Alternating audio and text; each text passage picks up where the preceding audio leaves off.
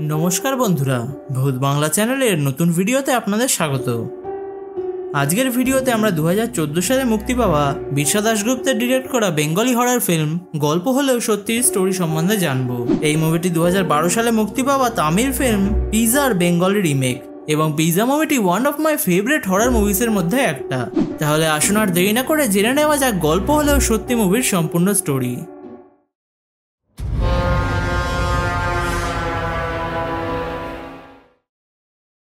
Movie শুরুতে আমাদের live in রিলেশনশিপে থাকা একটি কাপেল রুদ্র আর অনুর সাথে ইন্ট্রোডিউস করানো হয়, যেখানে অনু হলো একজন হরর নোভেল রাইটার, যার জন্য সে রুদ্রর সাথে প্রচুর পরিমাণে হরর মুভিজ দেখতো ও হররের ওপর চর্চাও করত। অন্যদিকে রুদ্র একটি পিজা শপে ডেলিভারি বয়ের কাজ করত ও সে তার পড়াশোনা কন্টিনিউ করার জন্য অনুকে নিয়ে কলকাতায় এসে থাকছিল। অনুর সাথে হরর মুভিজ দেখে দেখে রুদ্রর ভূতের প্রতি ভয় খুবই বেড়ে গেছিল, যার জন্য অনু তাকে ভয় দেখিয়ে প্রায়শই প্র্যাঙ্ক করত। এভাবেই একদিন একটি হরর মুভি দেখে ওঠার পর অনু রুদ্রর সাথে নিজের লাইফের একটি সিক্রেট শেয়ার করে, যাতে সে বলে কলেজ হোস্টেলে থাকাকালীন তার বান্ধবী জ্যাসমিনের সাথে সে একই রুমে থাকতো, কিন্তু একদিন প্রেমে ধোঁকা খাওয়ার জন্য জ্যাসমিন রুমের ভেতরেই সুসাইড করে নেয় এবং তারপর থেকেই জ্যাসমিনের আত্মা অনুর সাথে সাথেই থাকে আর এই মুহূর্তে জ্যাসমিন তাদের রুমেই আছে। রুদ্র এইসব কথা শুনে খুব ভয় পেয়ে যায়, কিন্তু আলটিমেটলি জানা যায় যে এটা অনুর একটা প্র্যাঙ্ক ছিল। এই কারণে রুদ্র সেদিন রাতে একটি ভূতের স্বপ্ন দেখে ও পরদিন সে অনুর ওপর খুব রেগে যায় এবং অনুকে এইসব ফালতু ভূত চর্চা বন্ধ করে দিতে বলে, কিন্তু অনু তাকে বলে যে তার বিশ্বাস ভূতেরা সত্যি এক্সিস্ট করে এবং সে আভাস পাচ্ছে যে রুদ্রর সাথেও খুব তাড়াতাড়ি এমন কিছু ঘটবে যাতে রুদ্র ভূতে বিশ্বাস করা শুরু করবে। এরপর রুদ্র তার কাজের জায়গায় গিয়ে পৌঁছায়, যেখানে একজন বৃদ্ধ লোক পিজা শপের বাইরে অনেকক্ষণ ধরে আজব ভাবে দাঁড়িয়েছিল। এই দেখে সব ক্যাশিয়ার পশুপতি ও রুদ্র মিলে সেই বৃদ্ধ লোকটিকে পাগল ভেবে এখান থেকে চলে যেতে বলে, কিন্তু তখনই সব ওনার রাতুলদা এখানে এসে রুদ্র ও পশুপতিকে স্কোল্ড করে আর সেই বৃদ্ধ লোকটিকে দোকানের ভেতর নিয়ে চলে যায় এবং জানা যায় এই বৃদ্ধ লোকটি আসলে একজন সন্ন্যাসী, যাকে এখানে রাতুলদাই কোনো কারণে ডেকেছিল। এরপর কাজের মাঝে রুদ্র ও পশুপতি দোকানের শেফ লালাকে জিজ্ঞেস করে যে রাতুলদার সাথে সন্ন্যাসীটার কি দরকার, কিন্তু লালা এই কথাটি একদমই এড়িয়ে যায়। পরদিন সকালে কাজে যাবার আগে রুদ্র অনুর ওপর খুব চিল্লামিল্লি করে, কারণ অনু না জিজ্ঞাসা করেই রুদ্রর কাজে পড়ে যাওয়ার একটি ভালো জামা কেচে দিয়েছিল, যার জন্য আজকে রুদ্রকে নোংরা জামা পরে কাজে যেতে হবে। কিন্তু অনু এখানে হঠাৎই কাঁদতে শুরু করে ও উল্টে সে রুদ্রকেই কথা শোনাতে শুরু করে এবং রুদ্র জানতে পারে যে অনু এখন প্রেগনেন্ট, যার জন্য তারা দুজনেই খুব টেনশনে পড়ে যায়, কারণ তারা এখন একটি ফ্যামিলি স্টার্ট করার মতো ফিনান্সিয়াল অবস্থায় ছিল না। এই নিয়ে অনু ও রুদ্রর মধ্যে খুব ঝগড়া হয়, কিন্তু সেদিন রাতেই রুদ্র আবার সবকিছু ঠিক করে নেয় ও ফাইনালি অনুকে সে বিয়ের জন্য প্রপোজ করে, যাতে সেদিনই তারা ছোট করে বিয়ে করে ফেলে। এর কিছুদিন পর কাজের মাঝে রাতুলদা একসময় রুদ্রকে নিজের অফিসে ডাকে ও রুদ্রকে একটি ফাইল নিজের বাড়িতে পৌঁছে দিতে বলে। রুদ্র এই ফাইলটি নিয়ে রাতুলদার বাড়িতে গিয়ে পৌঁছায়, কিন্তু রাতুলদার ওয়াইফ রুদ্রকে তাড়াতাড়ি করে রাতুলদাকে ডেকে পাঠাতে বলে। এরপর রাতুলদাও এখানে এসে উপস্থিত হতে রুদ্র ও রাতুলদা ঘরের ভেতর যায়, যেখানে দেখা যায় যে রাতুলদার মেয়ে বৃষ্টি খুবই অ্যাগ্রেসিভ বিহেভিয়ার করছিল ও তাকে দেখে মনে হচ্ছিল যেন সে পজেস হয়ে আছে। ও এখানে সেই বৃদ্ধ সন্ন্যাসীও উপস্থিত ছিল যে বৃষ্টির সাথে কথা বলছিল। সেই বৃদ্ধ সন্ন্যাসী এখানে বৃষ্টির নাম ধরে বারবার ডাকছিল, কিন্তু হঠাৎই বৃষ্টি বলে ওঠে যে তার নাম মৃণালিনী। বৃদ্ধ সন্ন্যাসী এখানে মৃণালিনীকে জিজ্ঞাসা করে যে সে কি চায়, যাতে হঠাৎই বৃষ্টি ভয়ানক ভাবে রুদ্রর দিকে তাকায়। এইসব দেখে রুদ্র খুবই ভয় পেয়ে যায় ও রাতুলদা রুদ্রকে সেখান থেকে ঘরের বাইরে নিয়ে চলে আসে আর সে রুদ্রকে বলে দেয় যাতে এই বিষয়ে সে কাউকে না জানতে দেয়। বাড়ি ফিরে রুদ্র অনুকেও এইসব বিষয় জানায় ও অনু তাকে বলে যে সে বলেইছিল রুদ্রর সাথে এমন কিছু একটা ঘটনা ঘটতে চলেছে। এরপর রুদ্র লালার সাথেও বৃষ্টির বিষয়ে কথা বলে, যাতে লালা তাকে বলে যে বৃষ্টির পজিশন ছাড়ানোর জন্য রাতুলদা পুজো আসা ঝাড়ফুঁক সবকিছুই ট্রাই করেছে, কিন্তু সেগুলো বৃষ্টির ওপর কোনো কাজেই দেয়নি। এরপর এইভাবেই অনেক দিন কেটে যায় ও একদিন রুদ্র একটি পিজা ডেলিভারি করতে বেরোনোর সময় রাতুলদা তাকে নিজের অফিসে ডাকে ও সে রুদ্রকে একটি চকলেট বক্স দিয়ে সেটা তার বাড়িতে পৌঁছে দিতে বলে। রুদ্র এখানে রাতুলদাকে বলে যে তার ডেলিভারি করতে যাওয়ার আছে, কিন্তু রাতুলদা রুদ্রকে জোর করে বক্সটি তার বাড়িতে পৌঁছে দিতে বলে ও বলে তার বাড়িতে গেলে বৃষ্টি তাকে খেয়ে ফেলবে না।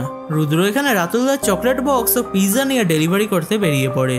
এরপর সিন ফাস্ট ফরওয়ার্ড হয়ে আমাদের সেদিন রাতের ঘটনা দেখানো হয়, যেখানে লালা ও পশুপতির থেকে কিছু খবর পেয়ে রাতুলদা পিৎজা শপে এসে পৌঁছায় এবং দেখে লালা ও পশুপতিকে কেউ খুব মেরে গেছে। রাতুলদা তাদের জিজ্ঞাসা করে যে তাদের এই অবস্থা কে করেছে, যাতে তারা বলে যে একটু আগেই তারা রুদ্রকে খুঁজে পেয়েছে ও তার সাথেই রাস্তায় তাদের মারপিট হয়েছে, কারণ রুদ্র তাদের সামনে এসে পাগলের মতো বিহেভিয়ার করছিল। এরপর রাতুলদা পিজা শপের ভেতরে যায় যেখানে লালা ও পশুপতি রুদ্রকে এনে রেখেছিল। আর রাতুলদা এখানে আসতেই রুদ্র তার কাছে কান্নায় ভেঙে পড়ে ও বলে সে অনুকে কোথাও খুঁজে পাচ্ছে না। এরপর রাতুলদা তাকে চেয়ারে বসে সবকিছু পরিষ্কার করে বলতে বলে ও রুদ্র তাকে আজ সন্ধ্যার কথা বলতে শুরু করে। সন্ধ্যায় পিজা ডেলিভারি করতে রুদ্র সি ব্লকের একটি বাংলো বাড়িতে গিয়ে পৌঁছেছিল এবং এই সময় বাড়িতে শুধু বাড়ির মালকিন রিয়া উপস্থিত ছিল। রিয়া রুদ্রকে ঘরের ভেতর আসতে বলে ও তাকে কত বিল হয়েছে জিজ্ঞেস করায়। রুদ্র তাকে জানায় যে বিল হয়েছে 435 টাকা। রিয়া নিজের ঘরে গিয়ে টাকা এনে রুদ্রকে 1000 টাকা দেয়, কিন্তু রুদ্র তাকে বলে যে তার কাছে 1000 টাকার খুচরো হবে না। আর তখনই হঠাৎ ঘরের সমস্ত ইলেকট্রিসিটি চলে যায়। এরপর রিয়া ড্রয়িং রুমে কিছু মোমবাতি জ্বালিয়ে দিয়ে খুচরো টাকা আনতে পিজা নিয়ে উপরের ঘরে চলে যায় এবং রুদ্র ড্রয়িং রুমে একা একা দাঁড়িয়ে থাকে। এভাবেই বেশ কিছুক্ষণ টাইম কেটে যায়, কিন্তু রিয়া ড্রয়িং রুমে আর ফেরত আসে না, যাতে রুদ্র তাকে ডাকতে শুরু করে। আর তখনই ওপরতলা থেকে জোরে একটি আওয়াজ আসায় রুদ্র একটি মোমবাতি নিয়ে ভয় ভয় ওপরতলায় চেক করতে যায়। ও ওপরতলায় যেতে রুদ্রর পা একটি পিজা স্লাইসের উপর পড়ে, যার পাশে একটি টর্চও পড়েছিল, যে টর্চটা নিয়ে রিয়া ওপরতলায় এসেছিল। এরপর রুদ্র নিজের সাথে রিয়ার টর্চটি নিয়ে নেয় ও পেছন ঘুরতে রুদ্র দেখে যে বেডরুমের একটি দেওয়ালে রিয়াকে নেলস দিয়ে আটকে কেউ মার্ডার করেছে। এই ভয়ানক দৃশ্য দেখে রুদ্র দৌড়ে নিচের তলায় এসে বাড়ি থেকে বেরোনোর চেষ্টা করে, কিন্তু দেখা যায় যে বাড়ির সমস্ত জানলা ও দরজা লকড ছিল। রুদ্র এখানে প্যানিকড হয়ে বাড়ি থেকে বেরোনোর আপ্রাণ চেষ্টা করে, কিন্তু কোনোভাবেই সে এখান থেকে বেরোতে পারে না। আর ফোন চেক করতে সে দেখে যে ফোনেও কোনো নেটওয়ার্ক ছিল না। এখানে রুদ্র চোখ ঘরের একটি ল্যান্ড ফোনের ওপর পড়ে, কিন্তু সে দেখে যে এই ফোনের তার কাটা ছিল। একটু পরে সে আবার নিজের ফোন চেক করে ও দেখে যে এখন ফোনে নেটওয়ার্ক ছিল, যাতে সে তাড়াতাড়ি করে অনুকে কল করে। কিন্তু রুদ্রর ফোনে টক টাইম শেষ হয়ে যাওয়ায় এই কল অনুর কাছে পৌঁছায় না। রুদ্র এরপর বুদ্ধি করে অনুকে আর্জেন্ট কল করার একটি SMS পাঠিয়ে দেয়। আর তখনই ওপরতলায় রিয়ার ফোনে ববি নামের একজনের কল আসে, যার রিংটোন শুনে রুদ্র আবার ওপরতলার বেডরুমে গিয়ে পৌঁছায় এবং সে দেখে যে মাটিতে পড়ে থাকা পিজার পিসটি সেখানে আর ছিল না। আর শুধু তাই নয়, রিয়ার ডেড বডিও নিজের জায়গা থেকে উধাও হয়ে গেছিল। এইসব দেখে রুদ্র একদমই শকড হয়ে যায় ও বাড়ির বাইরে এসে একটি গাড়ির আওয়াজ শুনতে পায় এবং দেখা যায় এই বাড়িতে ববি এসেছিল, যে এক্ষুনি রিয়াকে কল করছিল। ববি এখানে ফ্রন্ট ডোরে এসে আবার রিয়াকে কল করে ও রুদ্র রিয়ার ফোন থেকে এই কল রিসিভ করে ববিকে সবকিছু জানাতে চায়, কিন্তু ববি রুদ্রর কোনো কথাই শুনতে চাইছিল না, কারণ সে ভাবছিল যে রুদ্রই সেই লোক যার সাথে রিয়ার অ্যাফেয়ার চলছে। ববি এখানে বারবার রুদ্রকে দরজা খুলতে বলে, যাতে রুদ্র তাকে বলে যে দরজা ভেতর থেকে লক হয়ে আছে, যেটা সে খুলতে পারছে না। কিন্তু তবুও ববি তার উপর চিল্লাতেই থাকে, যাতে রুদ্র একসময় রেগে গিয়ে তাকে এক ধমকে চুপ করিয়ে দেয়।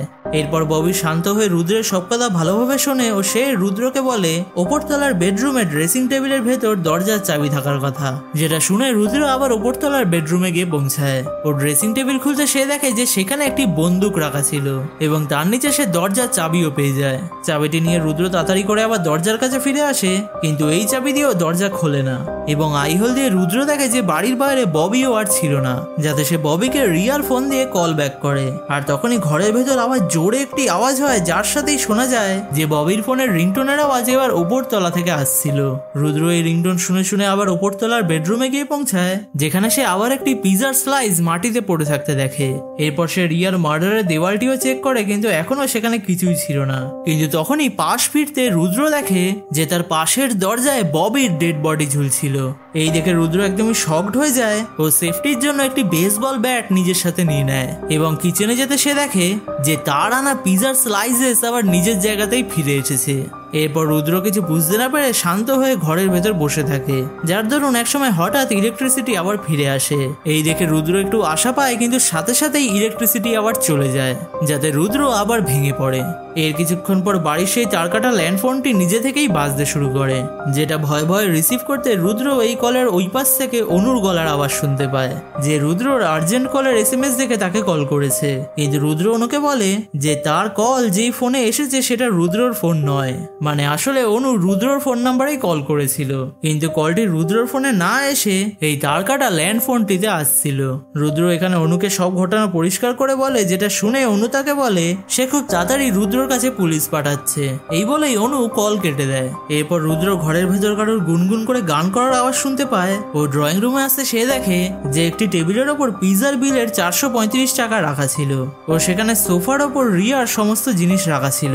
আর তখনই বাড়ির ল্যান্ড ফোনটি আবার বেজে ওঠে ও কলটি পিক করতে রুদ্র আবার লাইনের ওই পাশে অনুর গলাই শুনতে পায়, যে বলে সে তো পুলিশ স্টেশনের নাম্বার ডায়াল করেছিল, কিন্তু কলটা রুদ্রর কাছে কিভাবে গিয়ে পৌঁছালো। রুদ্র এই সময় খুবই ভয় পেয়েছিল যাতে অনু তাকে বলে যে সে 20 মিনিটের মধ্যে পুলিশ নিয়ে সেখানে এসে পৌঁছাবে, এবং কল কাটতেই রুদ্র প্যানিক করে ঘরের সব জিনিস বেসবল ব্যাট দিয়ে ভাঙতে শুরু করে। সে বেসবল ব্যাটটি দিয়ে ঘরের অনেক জানলাও ভাঙার চেষ্টা করে, কিন্তু ব্যাটের বাড়িতেও কোনো জানলাই ভাঙছিল না। এরপর রুদ্র ঘরের উপরতলা থেকে একটি মেলোডির আওয়াজ শুনতে পায় ও সেটাকে ফলো করতে করতে সে একটি বেবি রুমে গিয়ে পৌঁছায়, যেখানকার সব খেলনা নিজে থেকেই চলছিল। আর ঘরটি চেক করতে রুদ্র একটি টেবিলের ওপর একটি বাচ্চা মেয়েকে বসে বসে পিৎজা খেতে দেখে, কিন্তু পরের মুহূর্তেই দেখা যায় যে মেয়েটির জায়গায় এখন একটি পুতুল বসেছিল। ও এই সময় ঘরের একটি দেওয়ালে রুদ্র চোখ যেতে সে দেখে দেওয়ালটিতে মৃণালিনীর নাম লেখা ছিল। এই দেখে ভয় পেয়ে রুদ্র আবার নিচের ড্রয়িং রুমে চলে আসে, যেখানে ল্যান্ডফোনটি আবার বেজে ওঠে।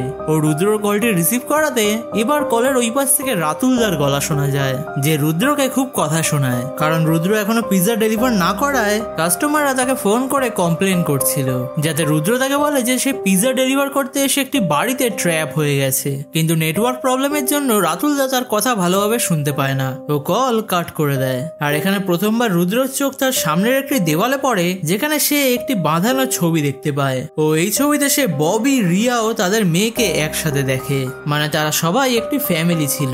আর এই সময় আমরা রুদ্রর পেছনে রিয়া ও ববির প্রেতাত্মাকে দাঁড়িয়ে থাকতে দেখতে পাই, কিন্তু পেছনে ঘুরতে রুদ্র দেখে যে তার পেছনে কেউই ছিল না, তবে সে তার সামনে সিঁড়িঘরের কাছে একটি বাচ্চা মেয়েকে বসে বসে ছবি আঁকতে দেখতে পায়। রুদ্র এখানে সাহস করে এই বাচ্চা মেয়েটির কাছে গিয়ে তাকে মৃণালিনী বলে ডাকে, যাতে মেয়েটি রুদ্রর দিকে তাকিয়ে তাকে একদিকে ইশারা করে, কিন্তু রুদ্র দেখে যে সেদিকে কেউই ছিল না। এরপর রুদ্র আবার মৃণালিনীর দিকে ঘোরে, কিন্তু এখন মৃণালিনীর জায়গায় সেখানে ববির আত্মা চলে আসে, যে রুদ্রের ওপর অ্যাটাক করে দেয়। আর অন্যদিক থেকে রিয়ার প্রেতাত্মাও রুদ্রের ওপর অ্যাটাক করে রুদ্রর কাঁধে একটি ডিপ স্ক্র্যাচ করে দেয়। রুদ্র এখানে নিজেকে বাঁচাতে ফ্রন্ট ডোরের একটি দেওয়ালের কাছে গিয়ে বসে পড়ে, আর তখনই এখানে দুজন পুলিশ এসে উপস্থিত হয়, যারা বাড়ির মেন সুইচ অন করে দেওয়ায় বাড়ির সমস্ত লাইটস জ্বলে ওঠে।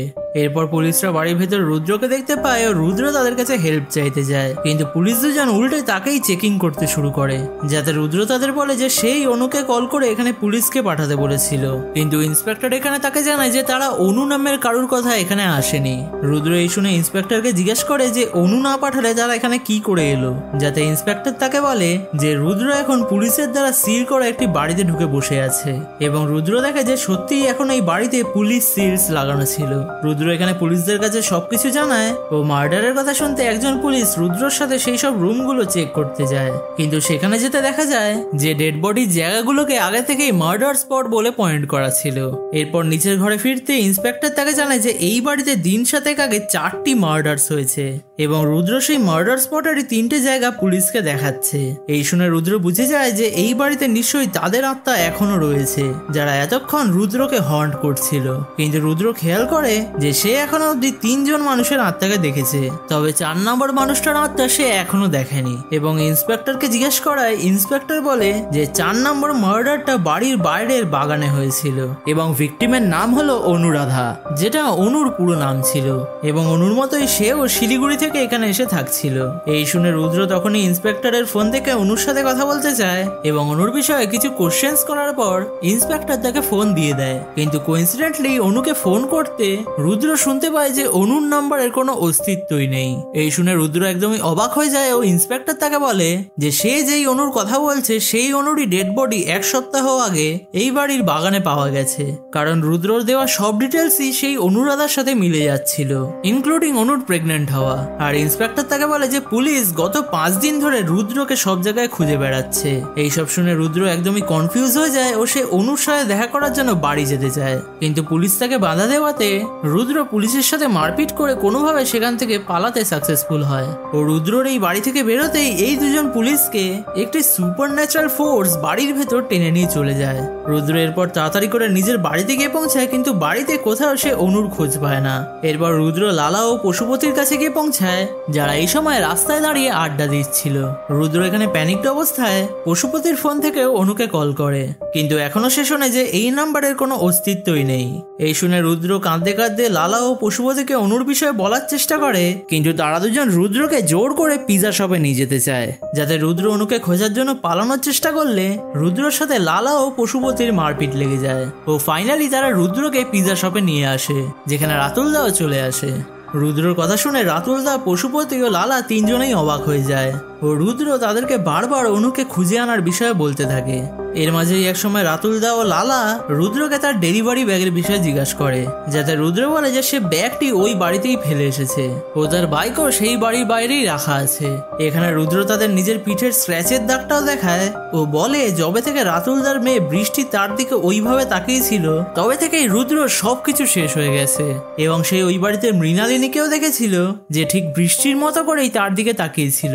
রুদ্র রাতুলদাকে বলে যে নিশ্চয়ই ওই মৃণালিনী বৃষ্টিকে পজেস করে রেখেছে এবং সেই অনুমতার বাচ্চাকে রুদ্রের থেকে ছিনিয়ে নিয়েছে। এইসব কথা শুনে সবাই রুদ্রর প্রতি সরি ফিল করে। এরপর রুদ্রের থেকে আলাদা হয়ে রাতুলদা, লালা ও পশুপতি এই বিষয়ে কথা বলে, যেখানে পশুপতি রাতুলদাকে বলে যে এই বিষয়ে পুলিশকে জানানোর কোনো দরকার আছে কিনা, যাতে রাতুলদা তাকে বলে যে পুলিশের এই বিষয়ে কিছুই করার নেই, কারণ এই সমস্ত কথায় পুলিশ বিশ্বাসই করবে না ও সে জানেই এই সমস্ত কিছুর জন্য মৃণালিনী দায়ী। এবং পশুপতিও তাকে জানায় যে রুদ্র যে বাড়িটার কথা বলছে সেটা সত্যিই একটি ভুতুড়ে বাড়ি বলে কুখ্যাত। লালা এখানে বলে যে তারা গিয়ে ওই বাড়িটি চেক করবে কিনা, যাতে রাতুলদা শুধু বাড়ির বাইরে গিয়ে রুদ্রর বাইকটা সেখানে আছে কিনা দেখতে বলে। এরপর রাতুলদা লালা ও পশুপতিকে জিজ্ঞাসা করে যে রুদ্র যে অনুর কথা বলছে তাকে তারা চেনে কিনা, যাতে তারা জানায় তারা শুধু রুদ্রর মুখ থেকেই শুনেছে যে অনু তার চাইল্ডহুড ফ্রেন্ড এবং তাকেই সে বিয়ে করেছে। পশুপতি এখানে বলে যে পুলিশে তারা একটি মিসিং ডায়েরি করবে কিনা, যাতে রাতুলদা তাকে বলে খুব কেয়ারফুল ভাবে একটি মিসিং ডায়েরি করতে, যাতে তারা যেন ইনকোয়ারি চক্করে না পড়ে। আর রাতুলদা এখানে পশুপতিকে বলে কয়েকদিনের জন্য রুদ্রকে তার বাড়ি নিয়ে গিয়ে রাখতে, যাতে পশুপতির কোনো প্রবলেম না থাকায় পরের দিন সকালে রুদ্রর সব জিনিসপত্র গুছিয়ে পশুপতি তাকে নিজের বাড়িতে নিয়ে চলে যায়। এরপর দিন কাটতে কাটতে রুদ্র ধীরে ধীরে সুস্থ হতে থাকে, কিন্তু সে এখনো অনুর ফিরে আসার অপেক্ষায় ছিল। পশুপতি পুলিশের কাছে অনুর মিসিং হওয়ার কেস ডায়েরি করায়, কিন্তু পুলিশ অনুর কোনো খোঁজ পায় না। আর অন্যদিকে রাতুলদা ও লালা সেই ভুতুড়ে বাড়ির বিষয়ে কিছু খবর পায়, যার দ্বারা তারা জানতে পারে যে ওই বাড়িতে একজন লোক তার বউকে সন্দেহ করে খুন করেছিল, যার পর সে নিজের বাচ্চাকেও শুট করে দেয় ও নিজে সুসাইড করে নেয়। আর তারপর থেকেই সবাই ওই বাড়িটিকে ভুতুড়ে বাড়ি বলতে শুরু করে। এরপর একদিন লালা ও পশুপতি রুদ্রর অবস্থা দেখে তাকে আবার কাজে ফিরে আসতে বলে, কারণ তাতে মেবি রুদ্র একটু মুভ অন করতে পারবে। রুদ্র তাদের কথা শুনে কয়েকদিন পর কাজে ফেরত চলে আসে, কিন্তু এখনো রুদ্র পুরোপুরি সুস্থ ছিল না ও সে একটু আজব বিহেভিয়ার করত, যার জন্যই সবাই তার জন্য খুব চিন্তিত ছিল। পশুপতি ও লালা রাতুলদাকেও রুদ্রের এই বিষয়ে জানায় ও বলে এখনো অবধি অনুর কোনো খোঁজ পাওয়া যায়নি। আর শুধু তাই নয়, তারা আরো বলে যে তারা যেদিন রুদ্রকে তার বাড়ি থেকে আনতে গেছিল সেদিনও তারা রুদ্রের বাড়িতে অনুর কোনো বিলঙ্গিংস পায়নি। আর এই সময় রাতুলদার বাড়িতেও বৃষ্টি এখনো পজেস হয়ে থাকার মতো বিহেভিয়ার করছিল, যাতে রাতুলদার চিন্তার কোনো শেষ ছিল না। এর মাঝেই একদিন রাতুলদা, পশুপতি ও লালা সেই ভুতুড়ে বাড়ির কাছে গিয়ে ঘুরে আসে, কিন্তু কেউই ভয় বাড়ির ভেতর ঢুকতে চায় না। একদিন রাতুলদা রুদ্রকে সেই বৃদ্ধ সন্ন্যাসীর কাছেও নিয়ে যায়, যাতে সন্ন্যাসী রুদ্রকে দেখে জানায় যে রুদ্র কোনো মিথ্যে কথা বলছে না, ওর সাথে নিশ্চয়ই খারাপ কিছু ঘটেছে ও রুদ্র যে অনুর কথা বলছে সেই অনু হয়তো তার কল্পনা কিংবা কোনো প্রেত আত্মা। এইভাবেই অনেকদিন কেটে যায় ও রুদ্র একটু একটু করে সম্পূর্ণ সুস্থ হয়ে ওঠে এবং তারপর সে আবার অ্যাক্টিভলি কাজ করতে শুরু করে, যার দরুন তার কাছে আবার একটি ডেলিভারির অর্ডার আসে এবং এই ডেলিভারিটি অনেকদিন পর সে প্রথম করছিল।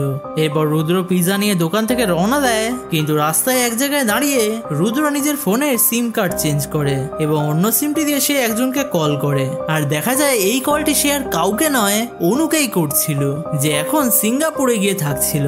আর এখানেই এই সব ঘটনার আসল সিক্রেট রিভিল হয়।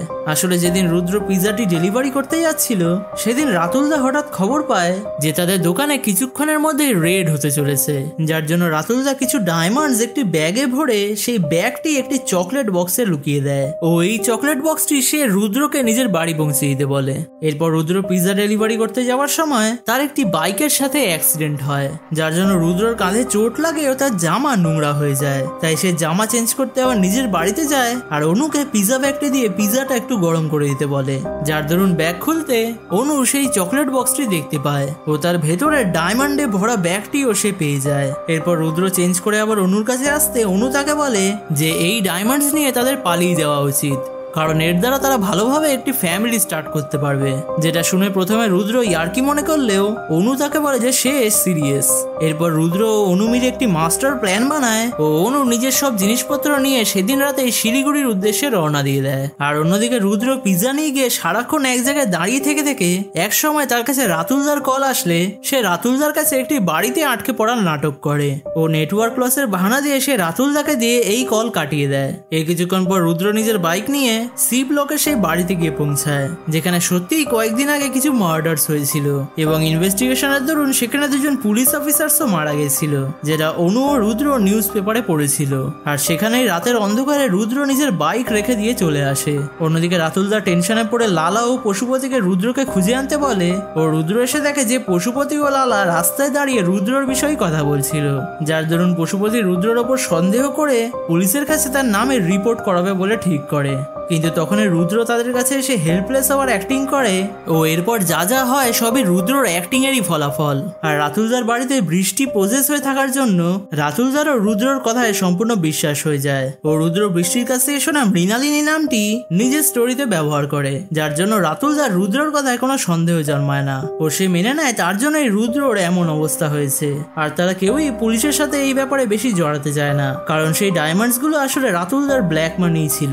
অনু বাড়ির বাইরে বেশি বেরোতো না, যার জন্য আগে কারোর অনুকে না দেখা থাকায় সবার অনুর হারিয়ে যাবার কথাও বিশ্বাস হয়ে যায়। আর এইভাবে রুদ্র আর অনুর প্ল্যান সাকসেসফুল হয়। এরপর ডায়মন্ডস মানিতে কনভার্ট করে তারা অনেক টাকা পেয়ে যায় ও অনু সিঙ্গাপুরে শিফট হয়ে যায়। আর রুদ্র কিছুদিন এখানেই থেকে সবার মন থেকে সন্দেহ সরানোর পর অনুর কাছে যাবে বলে ঠিক করে নেয়, কারণ হঠাৎ করে তারা দুজনেই উধাও হয়ে গেলে সবার তাদের উপর সন্দেহ জন্মাবে। এরপর কল শেষ করে রুদ্র আবার নিজের ফোনের সিম চেঞ্জ করে নেয় ও পিজা ডেলিভারি করতে চলে যায়। কিছুক্ষণ পর রুদ্র সেই বাড়ির অ্যাড্রেসে গিয়ে পৌঁছায়, যেখানে একজন বৃদ্ধ মহিলা গেট খুলে রুদ্রকে ঘরে আসতে বলে। ঘরে আসার পর মহিলাটি রুদ্রকে বিলের বিষয়ে জিজ্ঞাসা করে, যাতে রুদ্র বলে বিল হয়েছে 435 টাকা। এরপর মহিলাটি টাকা আনতে চলে গেলে রুদ্রর হঠাৎ একটু খটকা লাগে ও সে আবার বিলটি চেক করে। আর সে এখানে যা দেখে সেটা দেখে সে একদমই হয়রান হয়ে যায়। সে দেখে এই বিলটি তার বানানো গল্পের বিলের সাথে একদমই মিলে যাচ্ছে, ইনক্লুডিং তাদের অর্ডার, বাড়ির অ্যাড্রেস ও টোটাল অ্যামাউন্ট। রুদ্র এই দেখে থরথর করে কাঁপতে শুরু করে এবং সে দেখে এই বাড়ির একটি দেওয়ালেও সেই সেম টাইপের একটি ফ্যামিলির ছবি ঝুলছিল। আর এই সময় টিভিতেও ওই বাড়িতে শোনা সেম গানটিই চলছিল। রুদ্র এখানে খুব ভয় পেয়ে থাকে ও সে শুনে সেই বৃদ্ধ মহিলাটি মৃণালিনী নামের একজনকে ডাক দেয়। আর সাথে সাথেই রুদ্র তার পেছনে কাউকে গুনগুন করে গান গাইতে শুনে পেছন ঘুরে দেখে যে তার পেছনে একটি বাচ্চা মেয়ে এসে দাঁড়িয়েছিল, যে রুদ্রর দিকে ভয়ানক ভাবে তাকিয়েছিল। আর এখানেই পুরো বাড়ির ইলেকট্রিসিটি চলে যাওয়ার সাথে সাথেই মুভিটি শেষ হয়ে যায়। সো এই ছিল গল্প হলেও সত্যি মুভির সম্পূর্ণ স্টোরি, যেখানে মুভির শেষে রুদ্র সেই বানানো গল্প সত্যি হয়ে ওঠে ও রুদ্র বুঝে যায় যে পাপ কখনো পিছু ছাড়ে না। কমেন্টে জানাবেন আপনাদের আজকের এক্সপ্লেনেশনটি কেমন লাগলো ও ভিডিওটি আপনাদের ভালো লেগে থাকলে ভিডিওটিকে একটি লাইক করে দেবেন ও শেয়ার করবেন। আর এরকমই আরো হরর রিলেটেড ভিডিওস দেখার জন্য অবশ্যই আমার চ্যানেল ভূত বাংলাকে সাবস্ক্রাইব করে অল নোটিফিকেশনস অন করে নেবেন। তাহলে আজকের মতো এটুকুই, দেখা হবে আরেকটি নতুন ভূতের ভিডিওর সাথে। সবাই ভালো থাকবেন, ধন্যবাদ।